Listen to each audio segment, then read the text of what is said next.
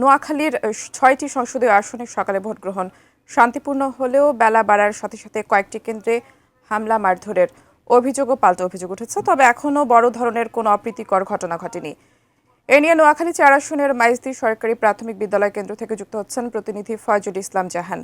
ফয়জুল, যেটা বলছিলাম যে কয়েকটি কেন্দ্রে হামলা মারধরের ঘটনা ঘটেছে এমনটা শোনা যাচ্ছে, এই মুহূর্তে আসলে পরিস্থিতি কি দেখছেন?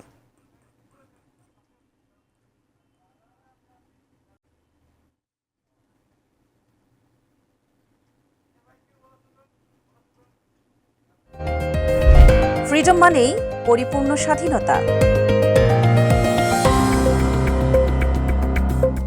শুরু হয়েছে বেলা বাড়ার সাথে কয়েকটি কেন্দ্রে পাল্টা এবং এই অভিযোগে যে মারধরের অভিযোগ উঠেছে। এখন পর্যন্ত আমরা এই দুপুর 2টা বাজে নোয়াখালীর 6টি সংসদীয় আসনে বড় ধরনের কোনো অপ্রীতিকর ঘটনা ঘটেনি।